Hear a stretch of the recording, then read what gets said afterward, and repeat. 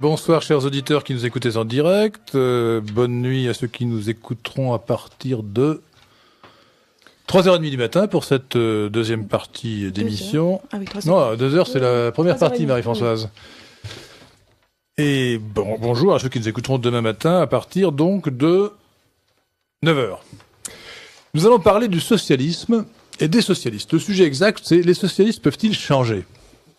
Alors l'occasion c'est évidemment la déclaration de principe adoptée par le Parti socialiste, qui pour l'instant n'est qu'un projet, qui a été adopté par les instances dirigeantes, mais qui doit être ratifié par le Congrès. Et notre sujet n'est pas, je tiens à le préciser, chers auditeurs, de dire du mal des socialistes. Nous en disons assez souvent à cette antenne, puisque je vous rappelle que notre radio est une radio de toutes les droites et de tous les talents.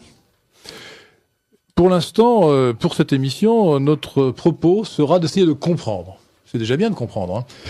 Et j'ai, dans cette perspective, invité d'abord Francis Cousin, docteur en philosophie et gérant du cabinet de philo-analyse Francis Cousin. Bonsoir Francis. Bonsoir à vous et bonsoir aux auditeurs. Rebonsoir plus exactement. J'ai invité également, toujours par ordre alphabétique, Emmanuel Ratier, journaliste, directeur de Faits et Documents.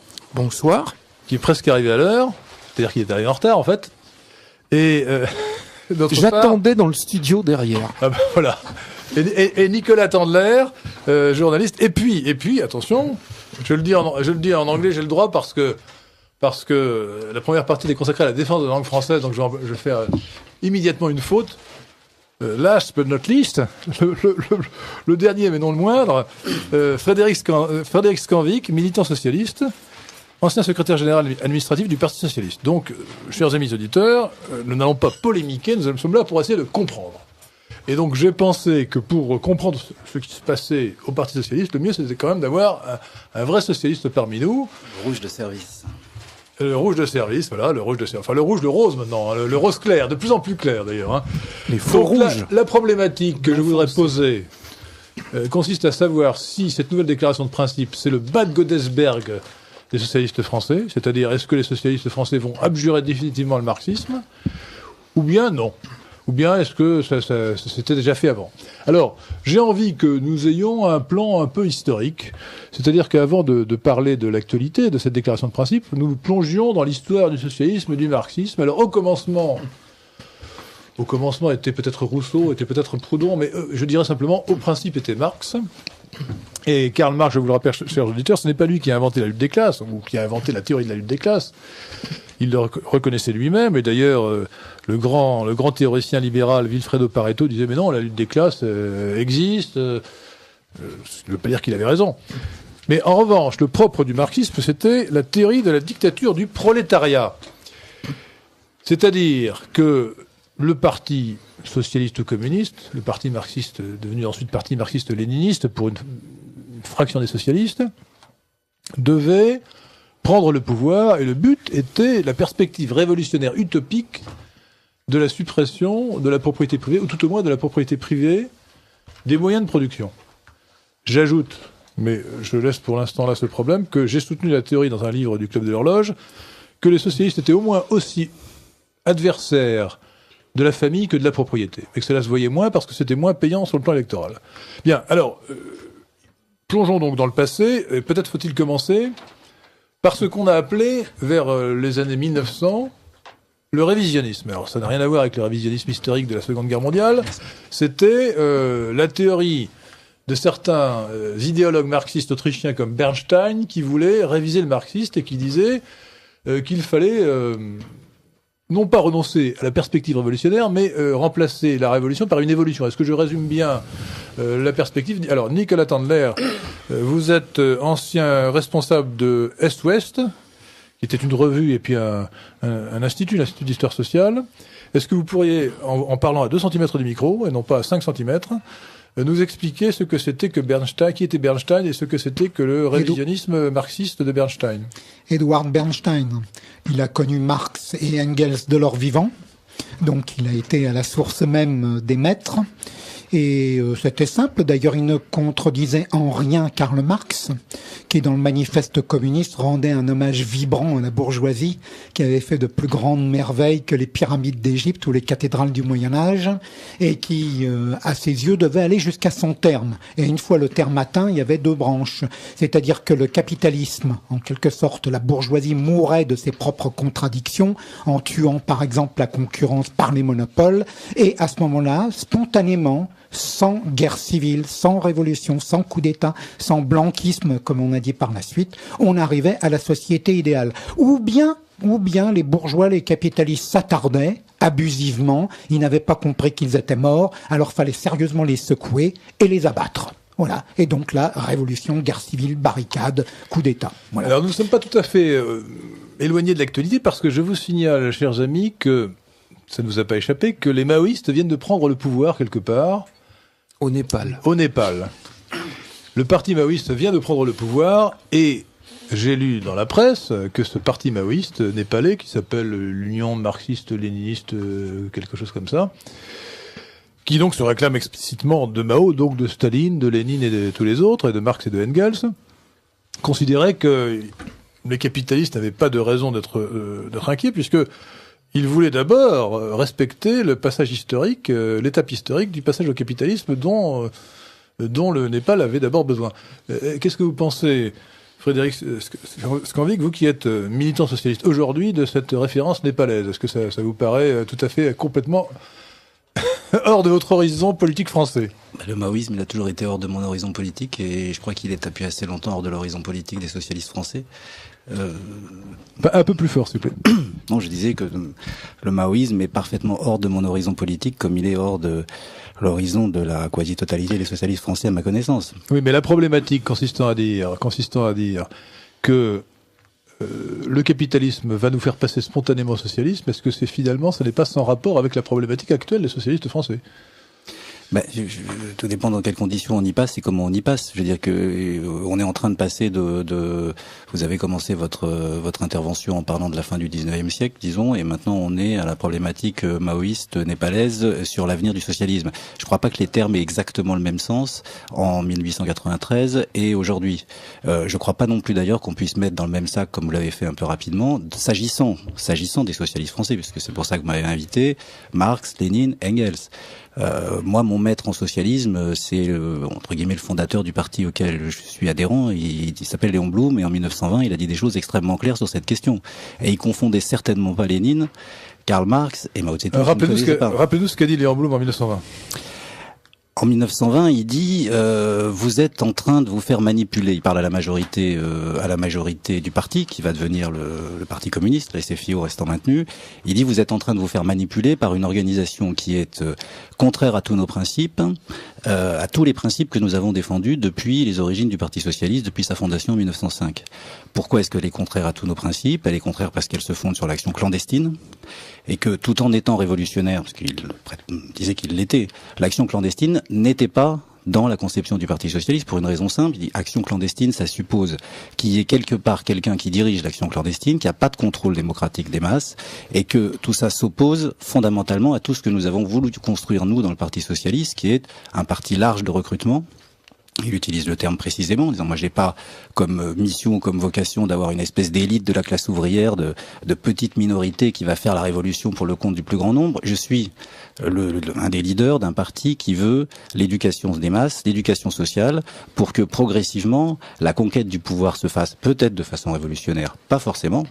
On est en 1920 et avant 1920, il y a déjà eu quand même pas mal de débats dans ce parti sur la question de l'accession au pouvoir par la démocratie, de l'accession au pouvoir dans les collectivités locales, enfin dans le socialisme communal, le broussisme par exemple, qui consistait à dire allons donc d'abord conquérir légitimement et démocratiquement le pouvoir pour après mettre en œuvre un certain nombre de nos éléments de programme, notamment le socialisme municipal. Donc c'est ça qui leur explique. De ce point de vue-là, il y a quand même une certaine différence dès 1920 entre le courant léniniste et ce que porte la minorité du Parti socialiste qui... Emmanuel Ratier. Oui, mais au total, il y a eu 5 déclarations de principe du Parti socialiste. Oui. Bon, en 1905, il y a le terme de révolution dedans. Il y a le terme de lutte des classes. Le terme de révolution subsiste jusqu'en 1973. Alors rappelons pour le chers amis auditeurs. La révolution est présente dans toutes les déclarations de principe, sauf celle qui n'est pas encore adoptée par le Parti socialiste. Je ne crois pas que vous la trouverez comme telle dans la déclaration de principe de 1990, puisque je l'ai apportée parce que je me suis douté que, après tout, c'est celle qui est encore en vigueur. Je ne crois pas que vous la trouverez comme cela. Vous trouverez une référence, si j'arrive à la trouver, qui est un peu plus politiquement habile peut-être, mais en tout cas un peu plus fine, qui consiste à dire que le Parti socialiste est un parti réformiste, qui sert les idéaux de la révolution, les idéaux des révolutionnaires. Et là, le terme révolution disparaît. En d'autres termes, dans la déclaration de 1990, on dit pas je suis révolutionnaire. On dit je comprends qu'il y ait des gens qui soient révolutionnaires parce que la société capitaliste telle que je la connais et je le décris dans ma déclaration de principe par ailleurs est une société que je condamne. On peut ne pas la condamner, mais moi socialiste, je la condamne parce qu'elle opprime, parce qu'elle crée des inégalités. Je comprends donc que des gens soient révolutionnaires, qu'ils aient un idéal de transformation, et moi, parti réformiste, je vais servir par le réformisme cet idéal révolutionnaire. Donc vous trouverez pas le fait que le Parti socialiste est un parti révolutionnaire en 90. Et puis... Non, ce que je veux dire, c'est que le terme y était encore. Alors vous allez trop vite, Emmanuel Ratier. Moi, j'aurais voulu quand même. J'imagine qu'il y a des. J'imagine que d'abord. Attendez, juste un mot parce que la révolution, c'est bien joli, mais c'est quand même un concept un peu global. Bon, d'abord, je crois qu'on est, enfin peut-être pas tous ici, mais enfin en tout cas majoritairement le 14 juillet chaque année, on est tous à assumer collectivement, enfin très majoritairement. Il y a beaucoup de royalistes à Radio Courtoisie, je vous préviens. Hein. C'est pour ça que je me suis repris en me disant que peut-être. Moi, j'ai plutôt mon genre de tête de veau. Je parie que Nicolas Sander est royaliste. Avouez-le, Nicolas. Nicolas, il y a de ça. Confession. Mais en revanche, Marie-François, vous êtes royaliste? Puisque vous semblez dire que autocritique. Puisque vous semblez dire qu'il y a ici voilà, alors c'est ce que j'allais dire. Il y a quand même la révolution nationale, c'est quand même pas les marxistes qui l'ont inventé. Donc le concept de révolution, c'est un concept un peu fourre-tout. N'allez pas trop vite, Frédéric Scandini. Je voudrais que nous revenions quand même sur cette première période, enfin 1900-1920, ce qui s'est passé, comment cette problématique s'est élaborée, en particulier le rôle que l'on faisait jouer aux syndicats à l'époque ou que certains voulaient faire jouer, avec notamment toute cette théorie que l'on trouve chez Georges Sorel des syndicats révolutionnaires. Francis Cousin. Voilà, moi, je souhaiterais, pour que l'on démarre dans une perspective historique réelle, qu'on restaure bien l'arc historique. Alors, l'arc historique, c'est d'abord aujourd'hui, pour comprendre ce projet de résolution. Le socialisme réellement existant aujourd'hui, c'est une articulation stratégique qui en fait l'état-major du capitalisme international. J'ai Pascal Lamy qui dirige l'OMC, j'ai Strauss-Kahn qui dirige le FMI, et à l'échelle internationale, le capitalisme mondial a un état-major qui est profondément socialiste, avec effectivement entre les deux, Strauss-Kahn qui fait synthèse. Vous avez déjà la conclusion là? Non, parce que ce que je veux, c'est l'arc historique. J'ai respecté un plan. J'ai ça qui fait émerger la résolution. La résolution. Mais j'ai Gustave Lefrançais, qui est un communard, qui en 1898 va, avec d'autres fractions révolutionnaires, mettre en marche une critique radicale de la social-démocratie. Et que dit Gustave Lefrançais? Gustave Lefrançais nous dit « Les partis socialistes sont le centre actif de la révolution capitaliste mondiale ». Qu'est-ce que ça veut dire?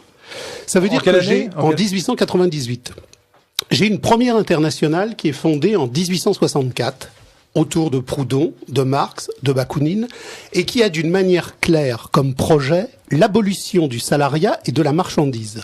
Et de la propriété privée des moyens de production. Accessoirement, parce que Marx et Bakounine précisent bien que le capital, c'est pas la propriété privée. On a des textes entiers où ils expliquent que la propriété d'État, c'est encore du capital. C'est pour ça que les fractions radicales qui autour de... pas le capitalisme. Non, le capitalisme, c'est pas la propriété privée. Le capitalisme, c'est un mode de valorisation qui structure l'ensemble de l'économie autour de l'avoir, autour de la plus-value et autour de l'extorsion de plus-value.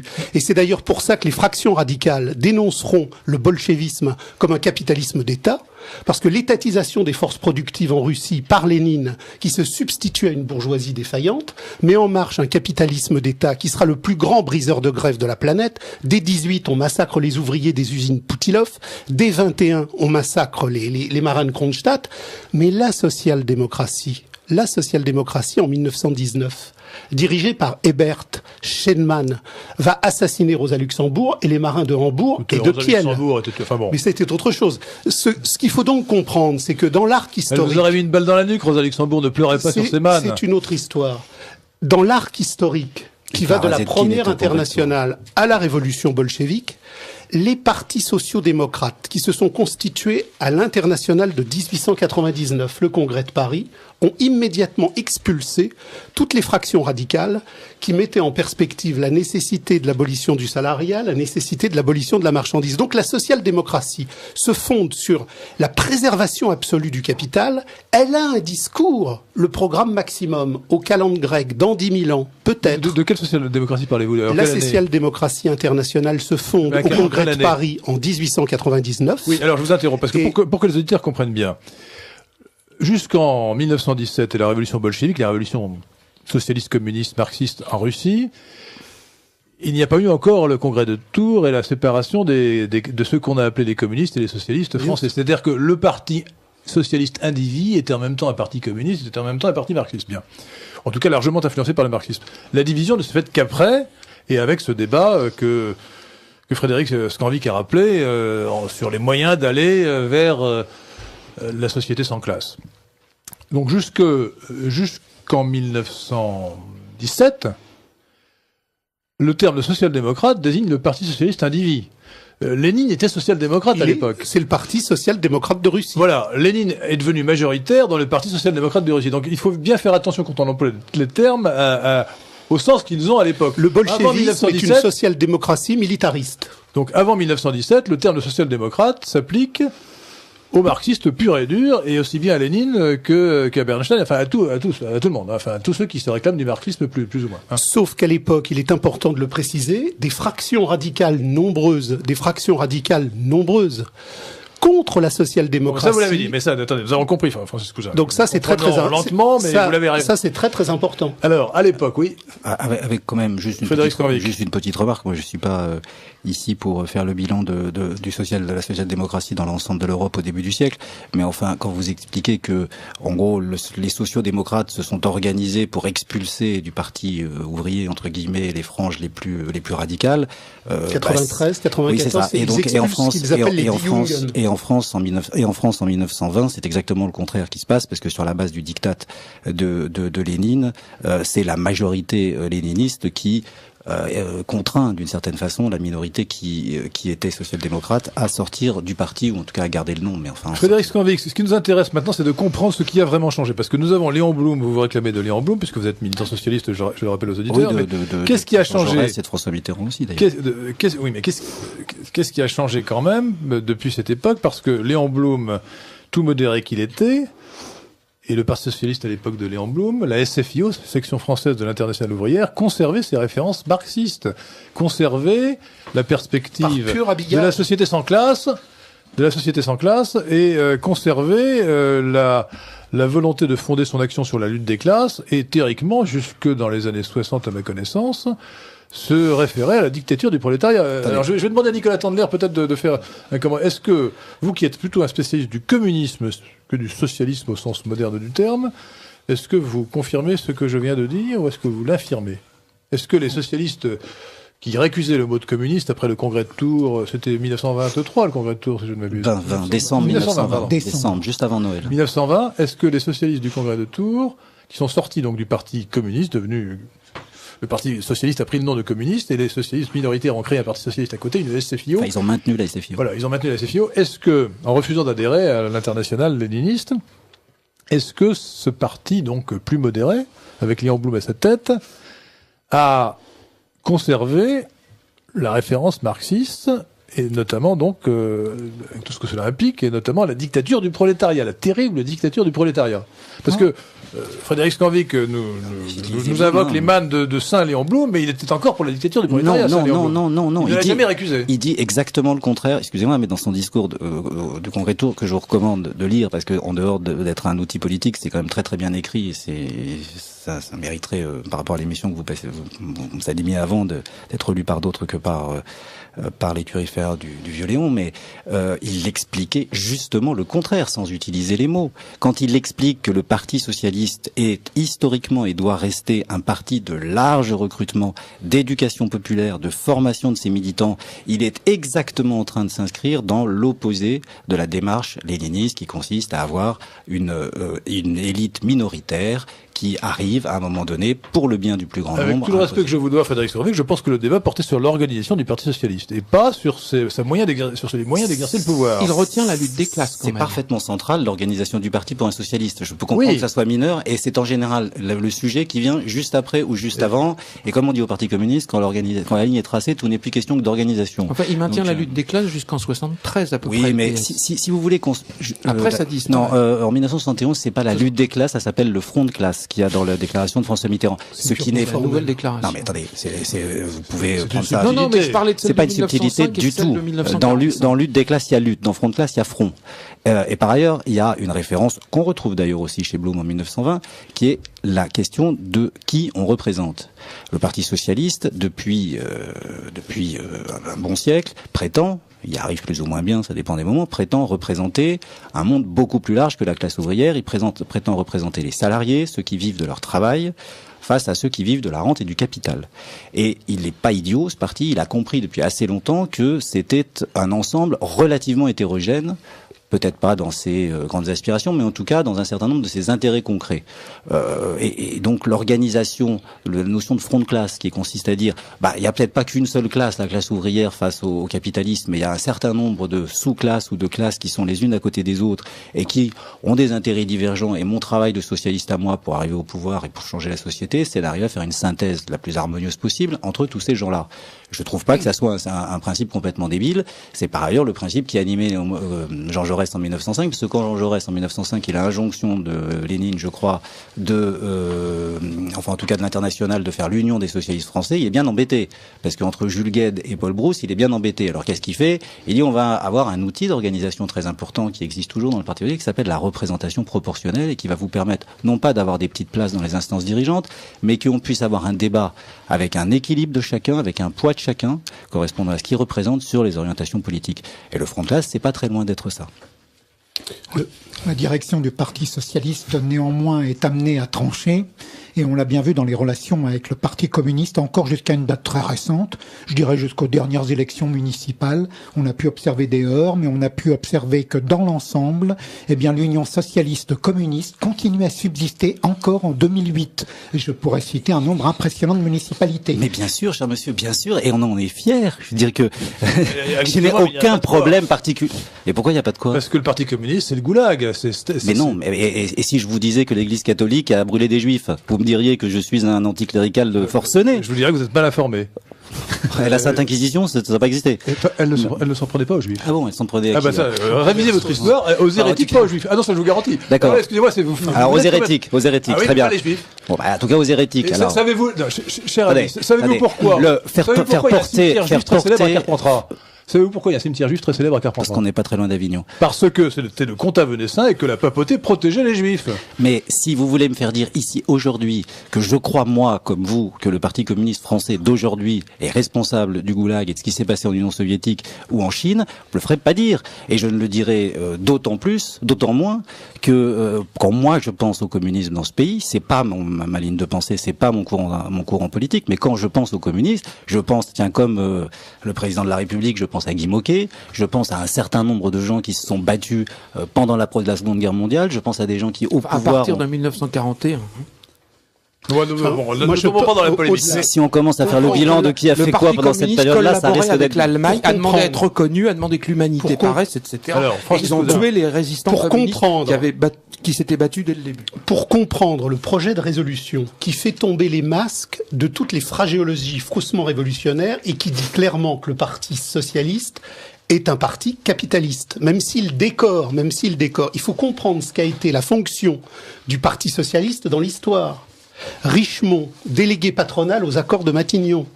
Si nous n'avions pas eu Léon Blum et les socialistes, les événements dans les usines auraient dégénéré.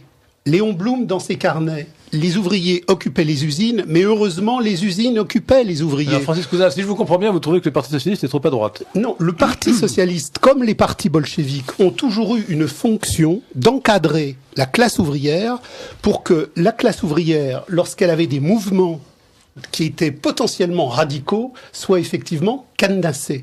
68, rappelez-vous les accords de Grenelle. Séguy, sifflé. Mendès France, sifflé. Mitterrand, Donc, sifflé. les gauchistes avaient raison. Les gauchistes sifflaient, parce que ce qu'il faut comprendre, c'est qu'une analyse radicale et objective du système nous dit il y a la droite du capital, mais il y a la gauche du capital.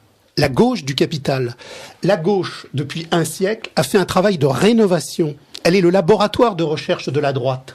Prenons un exemple très simple. 1789. Et après, je viens maintenant. 1789. On abolit la loi Le Chapelier et on vend les biens nationaux. La Restauration, Louis XVIII. Je légitime par la charte. C'est-à-dire que chaque fois que la droite revient, elle stabilise ce que la gauche a déstabilisé. Et aujourd'hui, il n'y a plus qu'une feuille de papier entre l'UMP et le PS sur la régularisation des sans-papiers, parce que le travail de la gauche a été de participer à l'émergence d'un capitalisme mûr. Le capitalisme, quand il est aux mains de la bourgeoisie, c'est un capitalisme immature. Le capitalisme mature, c'est un capitalisme qui est dirigé par une classe capitaliste vagabonde, anonyme, qui a liquidé la bourgeoisie des appropriations personnelles. Le capitalisme moderne, nous l'avons aujourd'hui avec des sociétés par action. Vous tenez un discours qui est très intéressant, qui est un discours gauchiste. Pas du tout gauchiste, puisque le gauchiste, Besancenot est le petit télégraphiste du MEDEF. Très bien. Alors, nous allons procéder par ordre.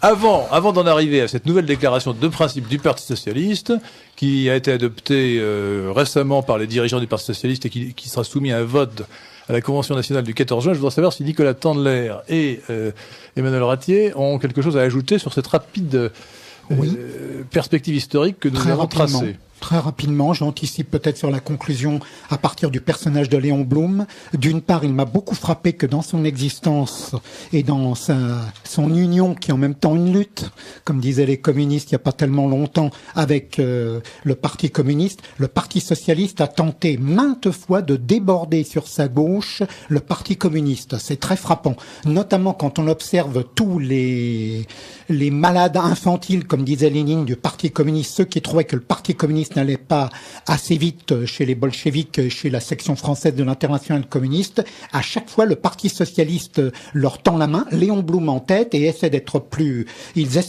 radicaux, les socialistes, que les communistes. Ils tendent la main à tous les extrémistes du Parti communiste. Nicolas Tandler, ça me permet de faire un rappel qui va peut-être un peu déranger notre ami Frédéric Scanvic, mais là nous sommes là pour dire la vérité.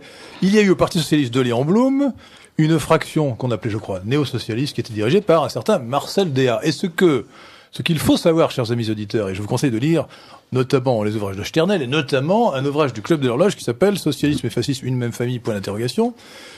Ce qu'il faut savoir, c'est que le fascisme historique est sorti du socialisme, a commencé d'ailleurs par le parti fasciste de Mussolini, Benito Mussolini, Benito Mussolini, c'était, jusqu'à la création du parti fasciste italien, le directeur de la rédaction de l'Avanti, qui était l'Humanité, enfin l'équivalent du journal l'Humanité. L'organe officiel du Parti socialiste italien. Du Parti socialiste italien, du Parti socialiste communiste, enfin un parti socialiste communiste indivis. Et donc, sous le régime de Vichy, ou dans les collaborationnistes, les principaux mouvements fascistes nationaux-socialistes étaient issus soit du Parti communiste, avec Jacques Doriot, soit du Parti socialiste avec Marcel Déat. Et d'ailleurs, national socialisant. Tout à l'heure, nous parlions du dictionnaire des citations de Jean-Yves Dournon. J'en ai une, je ne sais pas si elle est dans le dictionnaire de Jean-Yves Dournon. J'en ai une très intéressante de Jacques Doriot qui disait « Un déviationniste, c'est celui qui continue tout droit quand la ligne a tourné ». Et un deuxième point concernant Léon Blum, à savoir que il apparaît dans ce qui vient d'être dit comme un personnage modéré, etc. dans la réalité, avant 1914, il apparaît comme un extrémiste en France, et un extrémiste des plus dangereux. On est déjà en mai 1968. Il a fait un certain nombre d'écrits sociologiques qui apparaissent comme préfigurant ceux qui commencent à être largement réalisés, la destruction de la famille. Alors justement, c'est très important. Je soutiens pour ma part que le socialisme, enfin au sens large, au sens philosophique du terme, et pas le Parti socialiste d'aujourd'hui nécessairement, est dans son essence hostile au moins autant à la famille qu'à la propriété. J'ai d'ailleurs écrit sur le sujet dans des ouvrages du Club de l'Horloge, mais notamment, on peut se référer à l'ouvrage de Léon Blum qui s'appelle Du mariage. Alors évidemment, cet ouvrage prophétique est en grande partie réalisé, c'est-à-dire que la démolition de la famille à laquelle nous avons assisté, voilà. Aujourd'hui, ce que vous appelez la démolition 50%, de la famille. Oui, 50% de naissances hors mariage, la destruction de la cellule traditionnelle, ça on peut dire que ça a été systématiquement opéré par l'idéologie socialiste. Et quand à la fin du 19e siècle, au début du 20e siècle, l'organisation du monde du travail fait que, en gros, on travaille entre 70 et 75 heures, que les enfants travaillent, qu'on se retrouve dans une cellule familiale relativement peu de temps et en général pour dormir, et pour reconstituer la force de travail, comme on dit, et que Léon Blum, puisqu'il s'agit bien de lui, à la fois agit sur la durée hebdomadaire du travail, sur l'éducation populaire, sur les congés payés qui sont, on va le dire tous ensemble, en se glorifiant, une merveilleuse occasion pour la cellule familiale de se retrouver au grand air au bord de la plage. Il a détruit la famille au sens où vous m'entendez. C'est partie du programme législatif de 36. Attendez, les faits, camarades. Comme on dit chez moi, les faits, camarades. Ça s'est fait par hasard sous la pression populaire. Est-ce qu'en 1924, le cartel des gauches détruit la famille? Est-ce qu'en 1936, le gouvernement de Léon Blum détruit la famille? Est-ce que le gouvernement socialiste homogène, de 46 qui dure un mois, je suis d'accord, détruit la famille? Est-ce que Paul Ramadier détruit la famille en 47? Parlons des choses concrètes. Henri vient de dire quelque chose d'important sur la destruction des structures traditionnelles. Eh ben c'est fait, il l'a dit. La déstructuration des structures traditionnelles faites par la gauche permet aujourd'hui la marchandisation du monde, c'est-à-dire elle permet aux états-majors capitalistes mondiaux et aux oligarchies financières d'avoir marchandisé la totalité de l'être humain. Alors écoutez, cher ami, vous l'avez dit, nous n'avançons pas parce qu'en fait le vrai débat que on en arrive à la déclaration de principe qui n'est que la déclaration d'acte de cette formalisation. Francisco, je vous en supplie. Donc, je voulais surtout que nous parlions d'une question plus limitée qui était de savoir si la nouvelle déclaration de principe du Parti socialiste c'était le Bad Godesberg du Parti socialiste français. Mais je suis obligé de réagir sans tenir mon programme à ce que vient de dire Frédéric Scanvic, qui est, je le rappelle, chers amis auditeurs, militant socialiste et ancien secrétaire général administratif du Parti socialiste. Parce que il reprend, alors je suis peut-être le seul libéral véritable autour de cette table, mais je le revendique. Frédéric Scanvic, qui est un excellent propagandiste du socialisme, reprend ce qu'on appelle la légende noire du capitalisme. Je vais vous dire, c'est vrai qu'il y a eu beaucoup d'ouvriers pauvres au XIXe siècle. C'est vrai. Mais vous savez pourquoi il y a eu beaucoup d'ouvriers pauvres? Parce que la population a augmenté et qu'autrefois, les ouvriers pauvres étaient des gens qui n'existaient pas.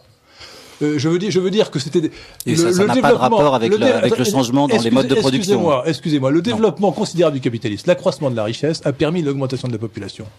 Et auparavant, il n'y avait pas d'ouvriers pauvres parce que les gens mouraient de faim.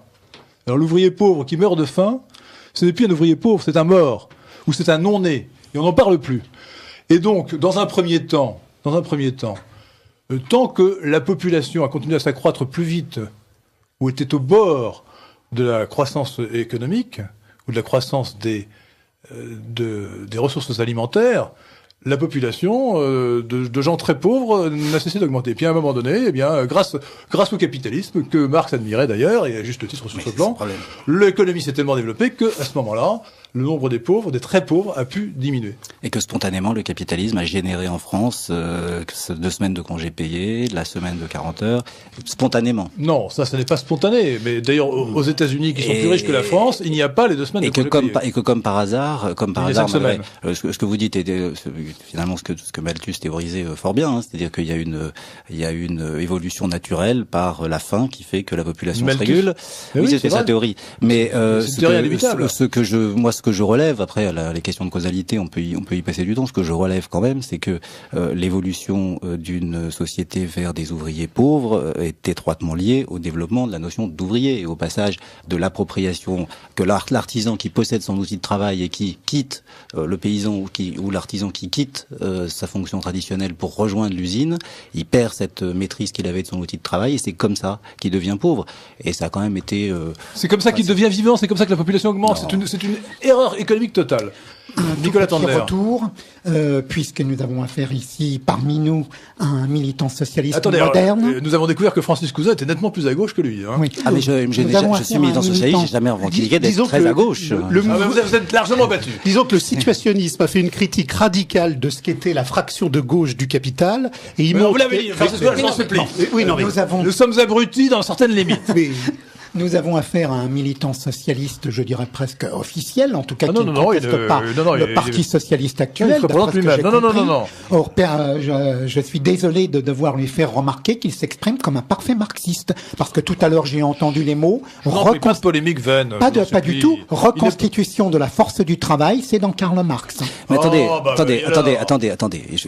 Marx, c'est comme la Révolution. Hein. Il y a quand même, c'est gros. Hein. Puis d'ailleurs, il n'y a pas grand monde qui l'a lu, à commencer par votre serviteur. Hein. Vous n'avez pas lu? La totalité de Karl Marx, certainement pas. Y compris la totalité du Capital, je l'ai pas lu. J'en suis bon. Je vous signale au passage d'ailleurs que quand Guy Mollet, qui voulait, comme vous disiez tout à l'heure, déborder ou en tout cas effacer 1920, a demandé à Roger Quillot, qui était un socialiste érudit, de travailler un peu le marxisme pour voir comment on allait pouvoir parler avec les communistes. Et Roger Quillot est venu le voir en lui disant: j'ai rencontré Nikita Khrouchtchev qui m'a dit je n'ai jamais lu Marx et je n'ai jamais lu Lénine, ça ne m'empêche pas de faire mon travail très correctement. Bon, donc Marx, il y a plusieurs choses là-dedans. Il y a une vision, une analyse de la réalité du capitalisme. Moi, il n'y a pas grand-chose que j'ai à enlever de cette analyse-là. Cher Frédéric Scanvic, premièrement, vous avez cité Khrouchtchev, c'est une mauvaise référence. Non, c'est une bonne référence. Le travail qu'a fait Khrouchtchev avant d'être secrétaire général du Parti communiste de l'Union soviétique, il l'a fait notamment en Ukraine. En Ukraine, lisez le livre noir du communisme et vous verrez ce qu'a fait Khrouchtchev. Khrouchtchev est un personnage qui dégoulinait de sang. Cher monsieur dont les mains dégoulinaient de sang. Cher monsieur de Lesquin, je vous ai parlé tout à l'heure de l'Église catholique dans sa longue durée. On peut parler de tous les mouvements, qui... débat sur l'Inquisition. On peut parler de tous les mouvements qui, dans le monde entier, ont du sang sur les mains. Certains ont l'intelligence ou donnent la chance à d'autres de ne pas se rattacher à un courant de pensée représenté ici. C'est plus commode. Personne n'est responsable en France, à ma connaissance, du sang que Khrouchtchev avait sur les mains. Alors, si on veut dire ça, on excommunie, on exclut tout le monde, c'est simple, mais je crois que c'est une vue de l'esprit et que c'est un tout petit peu excessif. Et en tout cas, par respect pour ce que je sais être des militants communistes et des responsables communistes, j'ai du mal à l'entendre. Alors écoutez, vous avez du mal à l'entendre. Respect, amitié et fraternité. Non, mais vous pouvez avoir de l'amitié pour les militants communistes, mais moi, je prétends que tous ceux qui se réclament du communisme, ils ne sont pas obligés. Ils pourraient prendre un autre terme. Implicitement, d'une certaine manière, valident les crimes du communisme. Il faut qu'ils lisent tous le livre noir du communisme et qu'ils comprennent ce que ça représente que le communisme. Et je ne peux pas vous laisser dire, j'exprime mon complet désaccord avec le parallèle que vous faites entre le Parti communiste et l'Église catholique. Il y a, on peut dire que le communisme a été une caricature de la religion, une religion séculière, comme disait Jules Monroe, mais de là à dire que l'Église a commis des crimes, l'Église n'a pas commis de crimes, d'ailleurs pour un catholique l'Église est sainte, il y a des catholiques qui ont péché. Pour un communiste, le communisme est saint.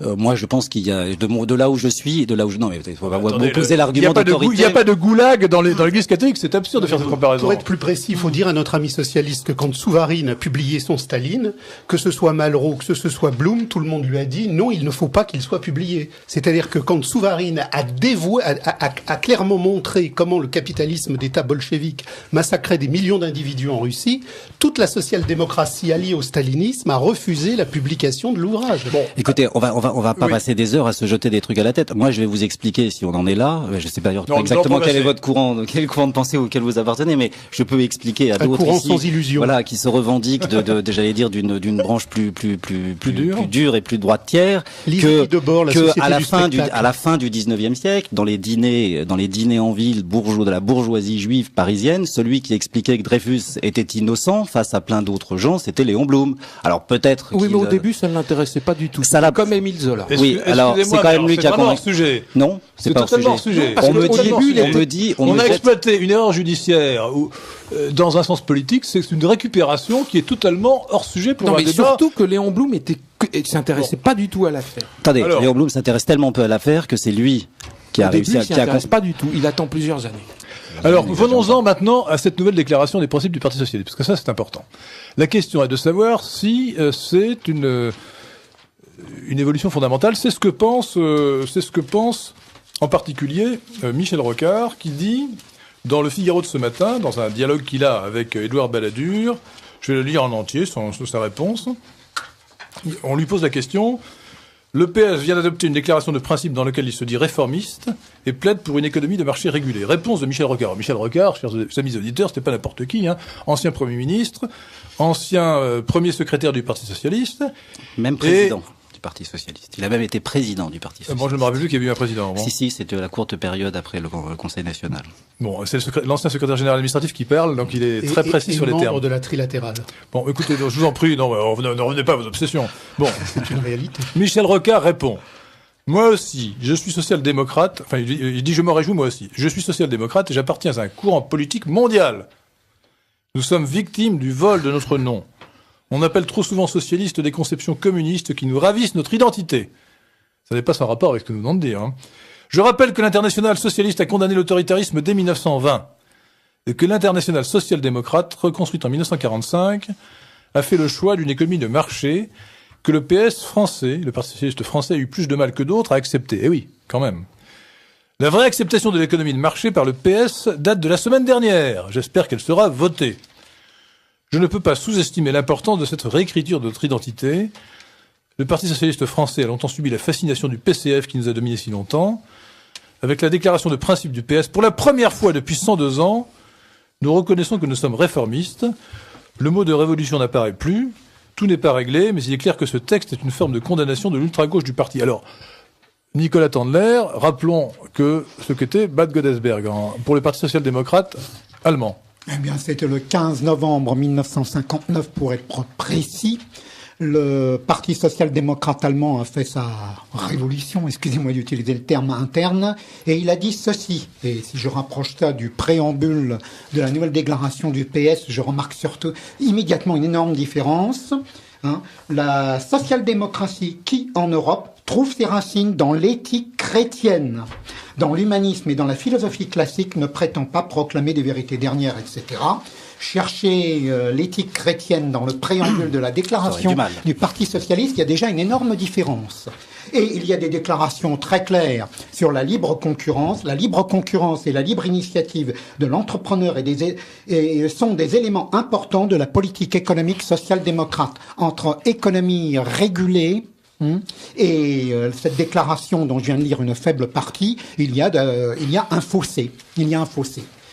Le Parti social-démocrate l'avait fait parce qu'il s'était séparé des éléments communistes en son sein. Il n'avait pas d'alliance électorale avec le Parti communiste. Il faudra 49 ans entre le 15 novembre 59 et aujourd'hui 2008 pour que le Parti socialiste français arrive à une version très édulcorée de Bad Godesberg. Alors voilà, donc les socialistes peuvent-ils changer, chers amis auditeurs de Radio Courtoisie? C'est donc la grande question que nous posons avec Francis Cousin, docteur en philosophie, gérant du cabinet de philo-analyse Francis Cousin, Emmanuel Ratier, journaliste, directeur de Faits et Documents, et nous allons dire un mot à la fin, Emmanuel, de votre nouvelle émission qui commencera mercredi prochain à 18h.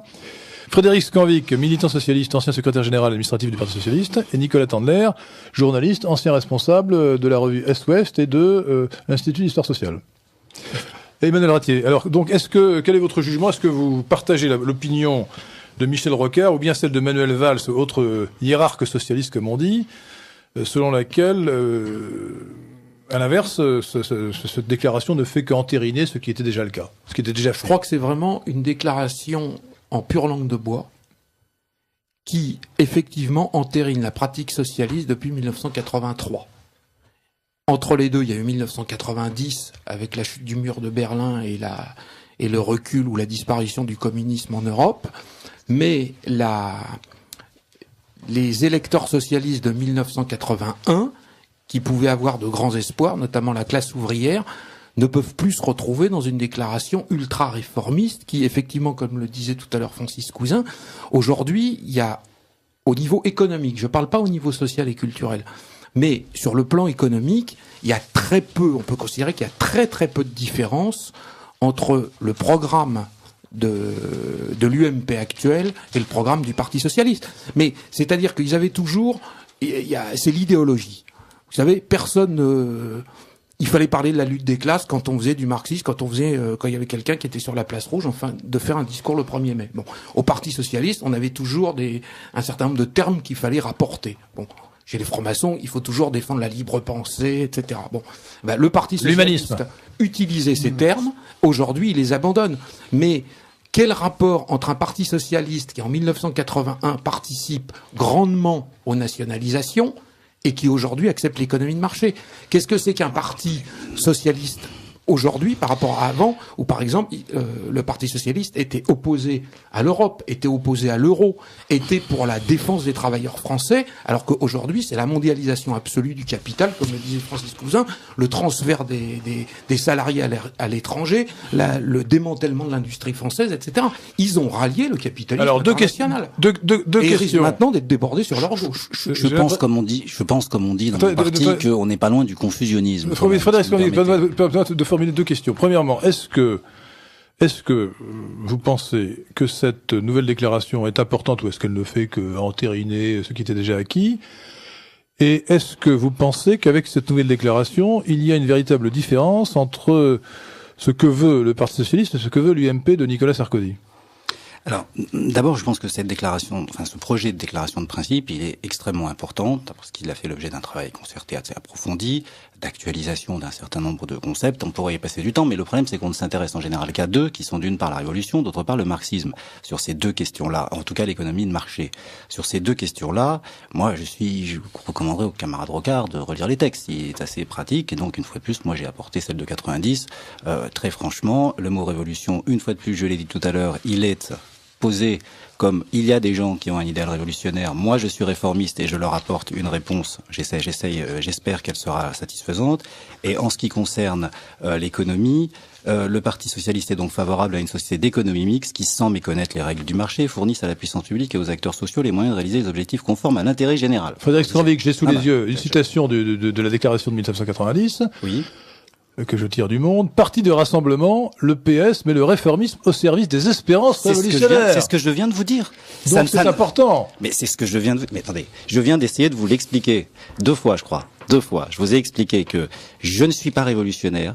Vous avez raison, monsieur, j'ai oublié. Non, mais je Emmanuel Ratier. Vous avez raison.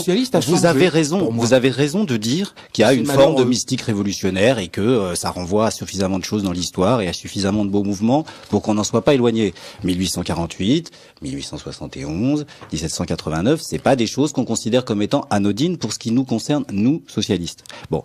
Mais quand on dit la phrase que vous avez citée, que j'ai citée déjà 2 fois, donc je l'ai pas tronquée, hein, on dit pas je suis révolutionnaire. Donc ça c'est le premier point. Dans la jeu sur les mots.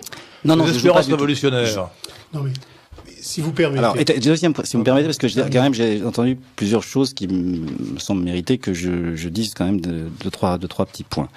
La rédaction de 90, comme cette rédaction-là, la rédaction de 90, la notion d'économie sociale de marché, c'est-à-dire le fait qu'on respecte le fait qu'il y a une organisation capitaliste, mais qui a besoin de régulation, qui a besoin d'une très forte garantie sociale. Moi, je dis que c'est peut-être un peu différent de l'UMP. Alors, si on rentre dans cet intéressant débat, il va nous falloir une bonne heure. Il va falloir une bonne heure. Mais quelques dizaines de minutes maximum. Mais... Alors, je sais pas. Je veux dire, on peut parler du paquet fiscal si vous voulez. Le paquet fiscal, c'est l'acte majeur de la politique économique du gouvernement Sarkozy. Moi, je peux en parler si vous voulez, mais sinon, soit on en parle. Notre sujet, c'est la nouvelle déclaration de principe. Alors, j'aimerais mieux ne pas entendre, si j'ai pas la possibilité de le dire, qu'il n'y a pas de différence entre la politique économique que préconise le Parti socialiste et celle que a mis en œuvre l'UMP. Parce que sur le paquet fiscal, 16 milliards de francs, ce qui est quand même pas rien, on a à peu près que des désaccords et des propositions alternatives qui sont à l'opposé de celles qui sont utilisées en œuvre. Là, c'est une déclaration de principe, c'est pas la politique politicienne. Si vous me parlez, moi je connais pas la déclaration de principe de l'UMP, je ne suis même pas certain qu'il en est. De toute façon, je ne sais pas exactement quelles sont les étapes précédentes. Ce que je peux vous dire, Frédéric Stranvik, vous qui êtes socialiste, c'est que l'UMP, certains dirigeants de l'UMP ont dit on reprochait à la nouvelle déclaration de principe du Parti socialiste, qui, je le rappelle, chers amis auditeurs, n'est pas encore définitivement adoptée, mais enfin qui est quasiment adoptée, on peut le dire, d'être du verbiage, c'est-à-dire qu'en fait, ils n'ont rien objecté. Et je dois dire que quand on le lit, c'est effectivement... c'est assez consensuel, hein. Ça relève de ce que de l'idéologie dominante. En quoi le Parti socialiste maintenant se distingue-t-il de l'idéologie dominante? Alors, quel que soit le genre de critique qu'on applique à cette idéologie, moi je la trouve trop socialiste, enfin trop interventionniste, trop antilibérale. Et notre ami Francis Cousin la trouve trop libérale, cette idéologie dominante. Mais moi je répondrai à cette question point par point sur qu'est-ce que c'est cette idéologie dominante. Voilà. Si on me dit c'est par exemple ça, je vous dirai si je suis idéologie dominante, elle aboutit à ce que le PS soit social-libéral. Non. Dans la réalité. Ça, c'est une formule. Et dans la réalité intéressante. Et dans la réalité d'aujourd'hui, la classe ouvrière française a été balayée par la mondialisation. Le sujet historique, c'est l'immigration. Parlons de Et on substitue de manière systématique pour le MEDEF, pour casser les coûts, pour avoir une main-d'œuvre malléable, une main-d'œuvre immigrée. Et ce qui différencie l'UMP et le PS, c'est la quantité d'immigrés à régulariser, c'est pas les immigrés à régulariser. Il y en a qui veulent en régulariser. Alors je dirais, attendez Francis Cousin, là je vais mettre un peu de l'huile sur le feu parce que je trouve que dans cette déclaration du Parti socialiste, en fait, à certains égards, c'est l'aile droite de l'UMP qui s'exprime parce que vous condamnez, chers amis socialistes, enfin si vous souscrivez à cette déclaration, le communautarisme. Or, c'est en fait exactement ce que M. Nicolas Sarkozy veut organiser avec ce qu'il appelle la discrimination positive. C'est-à-dire le refus d'appliquer des droits égaux aux citoyens.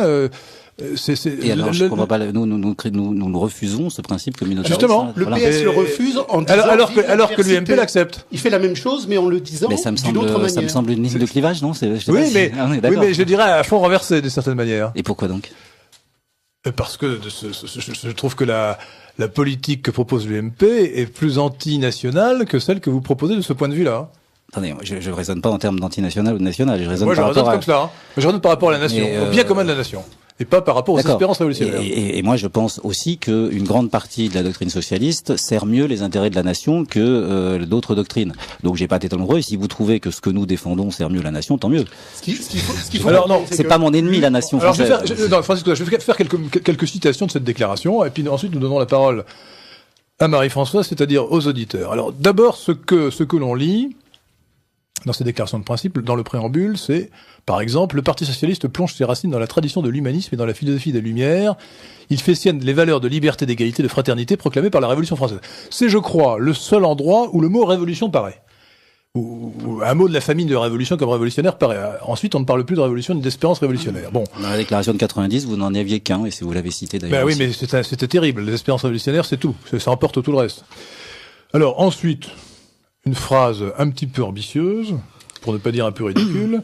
Vous êtes en train de vous moquer par votre façon de le présenter. Vous vous moquez à la fois de la Déclaration des droits de l'homme et des citoyens, du préambule de 46 et des articles 1, 2, 3 et 4 de la Constitution française qui sont rédigés dans un style, on dit pas la même chose, mais qui sont rédigés dans un style aussi effectivement un petit peu messianique. Pompeux. Un peu pompeux, c'est vrai. Mais c'est vrai pour le préambule de la déclaration de 1789, ce n'est pas vrai. Rejoint l'UDR de 1950. Ce n'est pas vrai pour les articles. Alors, le socialisme démocratique veut être une explication du monde, une pédagogie de l'action, un avenir pour l'humanité. Bon, ça, on peut dire que c'est une déclaration de principe, mais ça ne va pas plus loin. Sa nature est d'aller à l'idéal et de comprendre le réel. Bon, très bien. D'inventer le futur. C'est une citation de Jean Jaurès, je sais bien. Fournie par Ségolène Royal. Alors, d'inventer le futur, là. Je crois que vraiment, cette citation-là, pas vraiment. Alors, monsieur Scorvic. La citation est de Jean Jaurès, mais je crois que les deux auteurs, les deux animateurs principaux de cette opération, Henri Weber et Alain Bergogneau, ont une conscience historique du socialisme suffisamment forte, je crois, pour n'avoir besoin de rien d'autre. Monsieur Scorvic. De personne d'autre pour trouver cette phrase. Il y a un point de clivage qui me paraît très important, c'est le terme inventer le futur. Parce que ça, c'est ce que Hayek appelle le constructivisme. Et ça reste quand même, sinon de la révolution, du moins quelque chose qui ressemble. C'est-à-dire que vous n'acceptez pas les traditions. Enfin, quand je dis vous, cette déclaration n'accepte pas. Si, je vous en ai parlé plusieurs fois, des traditions révolutionnaires, des lanternes de mineurs, et vous me le reprochez assez. Cette idée. Vous choisissez vos traditions. C'est ça votre problème. Cette idée qu'il faut inventer le futur. C'est l'idée que l'on va créer l'homme nouveau, que l'on va inventer une nouvelle société. Ça reste quand même le vice profond du socialisme dont vous n'arrivez pas à vous débarrasser. Enfin bon, je fais de la polémique. Vous en parliez Pour moi, c'est le fondement même de la politique. Alors là, justement, j'espère que c'est une conception qui est suffisamment répandue, parce que le fondement même de la politique, ça n'est quand même pas d'aller voir des électeurs ou des Français en leur disant, écoutez, je vais vous parler de nos traditions et puis surtout, on va essayer de les conserver. C'est d'essayer de décrire ce qui va se passer et comment ça peut se passer. Et c'est à la fois la mission du politique et c'est aussi son outil d'action, parce que Hayek, qui est le maître à penser de beaucoup de libéraux, vous dit que c'est justement ça l'erreur de principe des socialistes de tous les partis, c'était son expression dans la route de la servitude, c'est que ils se croient investis d'un pouvoir sur le réel qui est totalement usurpé et qui dépasse ce total. Et d'ailleurs, il vous échappera pas que je suis pas, que Hayek est ce qu'il est, mais que je suis ce que je suis. Je voudrais montrer la différence pour les auditeurs. Si inventer le réel, ça c'est un terme socialiste. Si je peux intervenir 30 secondes dans la partie de l'émission tout à l'heure. C'est le l'heure. futur, c'est pas le réel. Inventer le futur, excusez-moi, inventer le futur. Justement, tout à l'heure, il y avait, je crois, un auditeur qui disait qu'on n'employait plus le mot avenir et qu'on n'employait plus que le mot futur. C'est la faute des socialistes. C'est de la langue de bois. Bon, alors, ne polémiquons pas. Chère Marie-Françoise, allez-y, Alors, un auditeur, Monsieur Delesquin, le socialisme, ce n'est pas la dictature du prolétariat. Celle-ci est un moyen transitoire vers l'abolition des classes dans une société qui fonctionnerait à chacun selon ses besoins. Concernant le combat contre la famille, il faut lire L'origine de la famille, de la propriété privée et de l'État de Friedrich Engels. Un auditeur adhérent qui a étudié le marxisme et l'histoire du marxisme. C'est un grand classique. Avant Léon Blum, effectivement, il y avait Engels sur le communisme des femmes. Une auditrice. Et sur la situation de la classe ouvrière en Grande-Bretagne par rapport à notre conversation de tout à l'heure. Une auditrice. Les socialistes sont toujours les mêmes. En 1936, réduction du temps de travail, vacances, etc., pendant que les Allemands travaillaient 70 heures. À notre époque, réduction du temps de travail, etc., pendant que les autres nations travaillent normalement. Un auditeur. Merci à Monsieur Delesquin pour ses combats contradictoires. Pour la famille, il faut lire Marxisme et révolution sexuelle d'Alexandre Calentou. Alexandra Kollontai. Alexandra Kollontai, c'était la phase utopique délirante, ou peut-être situationniste, cher ami, de la révolution bolchevique. Alexandra Kollontai, oui. Pardon. Une auditrice. On mélange la religion avec la politique. C'est pénible. Un auditeur. Débat contradictoire passionnant. Merci à Monsieur Scanvic d'être venu. Il a du courage. Oh, pourquoi du courage? Non, ça je proteste. Ah, si, il a raison cet auditeur. Merci beaucoup. Vous ne vous êtes pas fait agresser, écoutez. Si. Oh, ça s'appelle le débat démocratique. Une auditrice. Les catholiques ont présenté en 1910 un projet de loi sur les congés payés. Projet qui a été repoussé par la gauche. Il a fallu attendre 1936 ensuite. C'est bien connu, il est bien. Alors ça, c'est un débat qui nous ferait revenir. C'est un débat qui nous ferait revenir peut-être en arrière, mais qui est intéressant, c'est que dans un premier temps, les marxistes refusaient les réformes sociales en pensant que ça retardait la révolution. Mais nous sommes plus là, c'est sûr que. C'est exactement ce que Léon Blum dit d'ailleurs à la majorité. Enfin, lutte ouvrière, on est toujours là. Bon, est-ce que vous voulez répondre à certaines de ces questions? Vous les commentez? Sur la nouvelle déclaration de principe, je remarque une chose. J'ai relu 3 fois de suite un crayon à la main cette nouvelle déclaration pour chercher l'adjectif français, l'adjectif national. Je ne l'ai trouvé nulle part. C'est une déclaration mondialiste de la première. Nicolas Tandler, ce que vous dites est très important. Ce qui est intéressant dans ce nouvelle déclaration, c'est peut-être pas simplement ce qui y est, que ce qui n'y est pas. Que ce qui n'y est pas. Le mot souveraineté n'apparaît pas. Également. Le mot souveraineté n'apparaît pas. Le mot identité n'apparaît pas. Et la nation est définie comme un contrat. Et d'autre part, la tradition à laquelle vous faites allusion est hémiplégique. Il n'y a aucune référence aux racines chrétiennes de la France. Oui, mais oui, excusez-moi de battre ma coulpe. Ah, mon Dieu, on a oublié. Excusez-moi. Vous n'avez pas oublié, vous avez fait exprès. Je vais appeler Weber et Vergogneau tout de suite en sortant pour leur dire, les gars, vous avez oublié de mettre les racines chrétiennes. Bon, soyons sérieux. Je veux dire, le Parti socialiste a une histoire vis-à-vis de la religion dominante de ce pays qui n'est plus tellement dominante, hélas. Je sais pas ce qu'elle est. En tout cas, c'est parfaitement clair dans la déclaration de 90 et c'est à nouveau parfaitement clair dans cette déclaration. J'ai pas l'article sous les yeux. La laïcité est un des principes fondamentaux que nous considérons comme étant un principe central dans notre organisation commune. Et de ce point de vue, il n'y a pas de racine chrétienne pour nous. Alors, est-ce que l'anticléricalisme fait partie du socle de la pensée socialiste? Vous ne trouverez jamais de référence à ce concept, à cette notion d'anticléricalisme.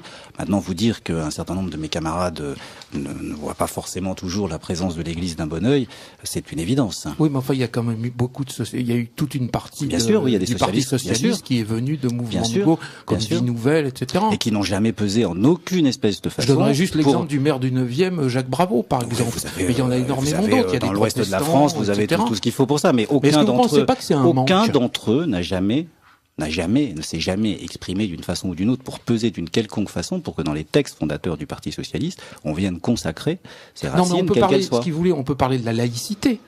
Nous sommes L'UMP un en parti- parle. nous sommes un Mais parti comment laïque. ça se fait que vous parliez jamais des racines chrétiennes? Mais parce que C'est nous quand cons- même curieux, mais parce que qu'elles nous l'avons, existent. nous l'avons, Il y a eu 2000 ans au moins de Attendez. christianisme en Europe. D'accord, mais il n'y a pas et que en ça. Il France. n'y a pas que ça. On s'en est expliqué assez longuement. Je me souviens d'une époque où nous avions ce débat dans la Constitution, enfin dans le projet de constitution entre guillemets de traité constitutionnel pour l'Europe avec la racine chrétienne. On a pris des positions extrêmement claires là-dessus. On considère que l'Europe et la France sont des racines qui vont bien au-delà que les racines chrétiennes de la France. Mais ils vont où avant? Ou au-delà. Bah, avant Les les racines chrétiens, païennes. il y a des racines païennes et il y a aussi toute une série. Oui, mais vous auriez pu en parler dans ce cas-là. Alors vous avez des druides au Parti socialiste? Attendez. Non, je parle pas des druides, de la civilisation polythéiste, attendez. on pourrait en parler. Il y a dans cette société, en dehors des considérations religieuses, il y a des milliers de racines, on en cite un certain nombre qui sont des racines politiques, il n'y a pas que des racines religieuses. Oui, mais c'est un De ce point de vecteur vue- structurant, quand Non, même, nous sommes même aujourd'hui. Mais non. Alors Non, on aurait pu Francis le mettre Cousin, non. pour Alors, dire... attendez, je voudrais quand même, pour être honnête, dire qu'il y a, à mon avis, une différence entre les principes de l'UMP, même la partie la plus centriste de l'UMP, et le Parti socialiste. Et je trouve qu'on la trouve à l'article 13. L'article 13 de la déclaration est intéressant parce que là, ça reste vraiment teinté de marxisme, teinté d'esprit révolutionnaire, persistant, et j'allais dire indécrottable, mais ça serait un terme péjoratif. Disons indéracinable, pour employer un terme. Article 13. Le Parti socialiste est un parti réformiste. Alors on va dire, alléluia, c'est un parti réformiste, il n'est plus révolutionnaire. Mais attendez! Il porte un projet de transformation sociale radicale. Moi, ça me fait frémir. Mais vous n'avez pas le droit de transformer la société. Qui vous a... Mais non. Si, vous savez, à partir du... Mais non, vous n'avez pas le droit. nous nous inscrivons depuis... Il sait que celle-ci ne se décrète pas, la transformation sociale radicale, Oui. qu'elle résulte d'une volonté collective forte Voilà, assumée c'est dans ça. le temps. C'est On n'est ça. pas loin de la dictature du prolétariat. Non, il y a Prenons en compte il y a un outil pour ça. Je peux pas vous laisser dire qu'on n'est pas dans la dictature du prolétariat. Il y a un outil pour ça qui s'appelle le régime démocratique et des élections périodiques.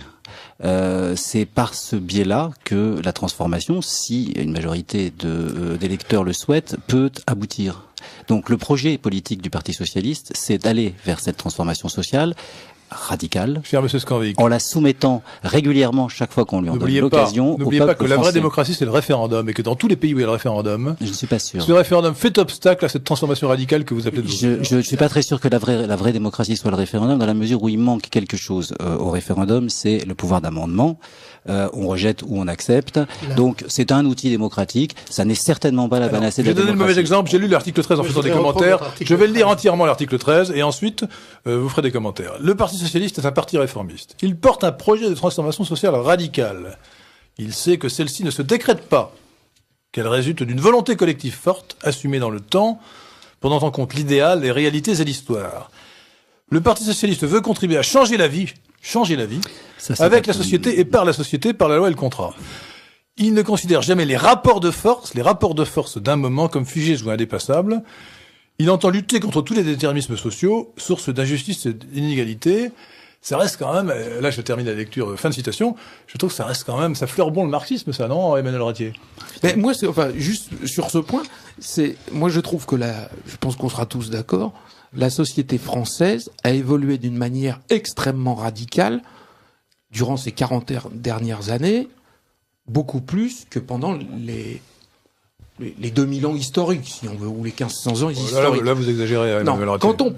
quand on parle de transformation radicale, elle a eu lieu. Donc, ce que je voudrais savoir, c'est sous ce terme transformation sociale radicale, qu'est-ce que vous voulez? Je ne suis pas certain. Je ne suis pas du tout certain. cher Attendez, monsieur, en matière sociale, c'est absolument incroyable l'évolution sociale qui a eu lieu depuis 40 ans. Il y a eu des évolutions sociales extrêmement importantes, évidemment. J'en ai rappelé quelques-unes tout à l'heure. Elles ne viennent pas d'ailleurs de n'importe où et elles n'ont pas été initiées par n'importe qui, ce qui au passage relativise Non, mais les ils ont absences de été différence. initiés aussi bien par la droite que par la Quand gauche. même. La loi sur l'avortement a été adoptée grâce à Simone Veil avec les voix Voilà, socialistes laissez de répondre l'époque. Frédéric J'étais Scanvic et sur le- ensuite Francis Cousin interviendra. J'étais sur le terrain économique et social, mais Je vous parle plutôt des questions sociales. Emmanuel Ratier. parce Est-ce que vous parlez- sur les questions Frédéric économiques, Scanvic. et sociales, moi je veux bien entendre que tout a été fait et que nous vivons dans un monde merveilleux. Je sais aussi aujourd'hui que le monde du travail est un monde qui laisse des exclus de côté. Je sais que nous avons aussi des nouveaux métiers dans lesquels Je crois qu'on n'est pas très loin parfois de trouver une espèce de prolétariat déclassé. Je pense en particulier, par exemple, aux conditions parfaitement scandaleuses qu'on fait aux agents qui travaillent dans des centres d'appel, par exemple, où on l'a vu avec les caissières de supermarché il n'y a pas très longtemps, que ça déplace une partie de la problématique sociale. J'en suis bien d'accord avec vous. Mais dire que tout est fait, on en est fort loin. Et ça n'est pas ce que nous voyons depuis un an en matière de politique économique et sociale qui va me faire changer d'avis. Puisque depuis un an, nous assistons à effectivement une politique économique qui consiste à privilégier systématiquement une catégorie de la population. Je voudrais dire que là nous nous éloignons de la nouvelle déclaration de principe et que Monsieur Scanvic, non, parce que la déclaration de principe, c'est fait un commentaire de la politique actuelle et que pour ma part j'ai une vision entièrement différente. Je pense que la politique qui est suivie par Monsieur Nicolas Sarkozy depuis un an n'est pas libérale, elle comporte quelques petites réformettes qui sont parfois libérales et qui parfois ne le sont pas, parce que j'ai lu quelque part que M. Sarkozy avait créé 20 impôts depuis un an, ce qui n'est pas exactement... 20 impôts, vous vous rendez compte, 20 taxes nouvelles, ce qui n'est pas exactement... Vous l'avez lu dans les Échos même, c'est dire... Je ne sais plus où je l'ai lu. J'ai lu dans les Échos. 20 impôts, vous vous rendez compte, voilà une politique libérale, 20 impôts de plus, il n'en a supprimé aucun. Donc, appeler ça une politique libérale, c'est que vraiment, vous ne savez pas exactement ce qu'on entend par libéralisme. D'abord, je n'ai pas dit politique libérale, et puis je tiens à vous préciser quand même, Monsieur Delesquin, qu'il en a clairement supprimé un avec le bouclier fiscal, qui s'appelle l'impôt solidarité sur la fortune. Il ne l'a pas supprimé. Mais attendez, avec tout le respect c'est de la désinformation. Ça arrive au même. Mais pas du tout. Alors, l'impôt sur la fortune n'est pas supprimé, il a simplement ramené de 60 à 50% le bouclier fiscal. Là, vous faites de la polémique politicienne, vous éloignez du sujet qui est de savoir si vraiment le PS a viré sa cutie. Je n'ai pas dit que la politique menée par Nicolas Sarkozy était libérale, je ne sais pas la qualifier, je sais en tout cas que de mon point de vue et du point de vue de mon parti, elle porte un certain nombre de coups à des avancées que nous considérons comme positives, et je comprends qu'on les considère comme négatives. Alors, comme leur tour, je vous soumets deux propositions, chers amis, et vous réagirez. Première proposition, cette déclaration de principe du Parti socialiste, qu'elle soit du Parti socialiste, qu'elle soit entièrement nouvelle ou qu'elle ne fasse qu'entériner le passé, a quand même le mérite de montrer que maintenant le Parti socialiste n'est plus révolutionnaire, qu'il est simplement social-démocrate au sens moderne du terme, qu'il veut simplement utiliser l'État pour agir sur la société un peu comme en Scandinavie, et qu'il a renoncé à ses vieilles orientations archéo-marxistes. Bien. Je pense que cette évolution à la Bad Godesberg, pour prendre la référence allemande, ou à la Blair, je crois que c'est très positif si l'on pense qu'il faut favoriser, il faut espérer que l'économie française sera réformée. Maintenant, le deuxième aspect des choses, c'est que pour tout ce qui n'est pas l'économie stricto sensu, c'est-à-dire pour l'immigration, la famille, etc., j'ai le sentiment, et là je vais peut-être rejoindre notre ami situationniste Francis Cousin, qu'il y a convergence, que le MEDEF, d'ailleurs le MEDEF avait recruté Weber autrefois, non mais si, Weber est passé par le MEDEF. Il a écrit la seule histoire officielle du patronat. Weber est passé par le MEDEF. Non, il y a une convergence, je dirais même pas entre le MEDEF et le PS, mais entre le MEDEF et l'extrême gauche lorsqu'il s'agit de l'immigration. Lorsque vous voyez ces patrons voyous, qui sont, il est vrai, plutôt des patrons de l'hôtellerie, etc., qui exigent du gouvernement que les immigrés illégaux, dits sans papier, qu'ils ont embauchés en toute illégalité, et qui sont en fait, d'après le droit, la loi actuelle, des délinquants passibles théoriquement d'un an de prison soient tous massivement régularisés, je trouve cela absolument scandaleux. Et voilà, alors là, je vous rejoins, cher Francis Cousin. Vous trouvez normal que des gens se lèvent le matin, ils travaillent? Cher monsieur, je ne trouve pas normal que la loi républicaine soit violée. La loi républicaine vous dit que quand vous n'êtes pas français, vous devez obtenir une autorisation d'être en France. Et la loi républicaine, je peux même vous citer, j'ai déjà fait plusieurs fois cette antenne, la loi républicaine qui était la loi du temps du gouvernement de gauche, de la majorité de gauche, vous dit que quelqu'un qui vient illégalement en France ou qui séjourne illégalement en France est passible d'1 an de prison. Donc en bon français, et vous êtes juriste, ça s'appelle un délinquant. Un immigré illégal est un délinquant. Sur le plan strictement juridique, vous ne pouvez pas récuser cette analyse. Et il y a des délinquants qu'il faut aider. Juste. Il faut les aider en les raccompagnant chez eux. Non, il faut les aider en les régularisant parce qu'ils travaillent. Attendez, le travail n'ouvre pas tous les droits. Une courte réponse sur l'article 13 de cette résolution et une petite remarque à mon camarade socialiste. L'armée de réserve du capital existe, ce sont les immigrés. Le MEDEF et la classe capitaliste mondiale font venir des populations du Sud qui sont malléables, qui n'ont pas de conscience sociale, qui n'ont pas de conscience critique, et qui se substituent à un prolétariat européen qui avait une conscience critique. Le MEDEF vise des investissements généralisés sur l'immigration. Il a le PS avec lui et il a la Ligue capitaliste révolutionnaire de Monsieur Besancenot. Sur l'article 13. Je livre à vos réflexions une réflexion d'un auditeur. Je pense que je vais simplement la lire. Je vous propose peut-être de l'ignorer, non pas parce qu'elle soit pas intéressante, parce qu'elle est trop intéressante et qu'elle nous conduirait trop loin, nous n'avons pas le temps. Cet auditeur nous dit ceci. Le socialisme n'a pas voulu tout simplement détruire la famille. Il s'est attaqué à la fonction paternelle parce qu'elle est un contre-pouvoir, comme d'ailleurs à tous les contre-pouvoirs. Il a donc voulu conserver et favoriser la fonction matricielle de la famille, mais d'une famille soumise par l'école, contrairement à ce que voulait le MLF. La femme n'a pas hérité de la fonction paternelle. Platon s'était déjà heurté à cette difficulté en voulant abolir la famille tout en respectant la procréativité. Voilà. Bon, je fais juste mon dernier mot sur l'article 13. L'article 13, Jacques Attali en a parlé dernièrement dans une interview très intéressante à un journal américain. Il a dit effectivement, nous visons une transformation radicale. Nous visons une transformation radicale. C'est le gouvernement mondial. Et je rajoute, c'est bien évidemment le gouvernement mondial de la marchandise qui détruit les nations parce que les nations sont un pôle de résistance ouvrière au capitalisme. La nation est un pôle de résistance au capitalisme. Le capitalisme détruit la nation et substitue aux travailleurs français des travailleurs immigrés. C'est ça qu'il y a dans l'article 13. Francis Cousin, la déclaration. Non. La déclaration des socialistes conserve la référence à la nation. Attendez, moi j'ai un mot à dire. Attali, nous, c'est ce que vous venez de dire. Donc je ne connais pas le degré d'intérêt des auditeurs de Radio Courtoisie pour le socialisme et ceux qui appartiennent à ce moment, mais socialisme, Attali, nous, ça a l'air de laisser penser qu'il s'exprime au nom du Parti socialiste. Je crois que il en est assez loin. Il l'a démontré d'une façon parfaitement éclatante avec le rapport qu'il a rendu public au nom du gouvernement et qui a été condamné et critiqué très largement par le Parti socialiste. Donc quand Jacques Attali parle, excusez-moi, vous allez me sortir Kouchner dans 5 minutes. Non, mais je sais plus où je serai, quoi. Sans doute Jacques Attali est en avance parce qu'il a toujours été en avance dans ses livres. Comme pour l'euthanasie, comme pour tout. C'était le conseiller spécial de François Mitterrand. Il a toujours été en avance dans ses livres parce qu'ayant une approche mondiale de la culture et des idées, il synthétise dans ses ouvrages. Et de même, parce que j'ai pas eu l'occasion d'y réagir tout à l'heure, je voudrais redire par rapport à votre propos initial que aller chercher Francis Lamy, non, Bruno Lamy.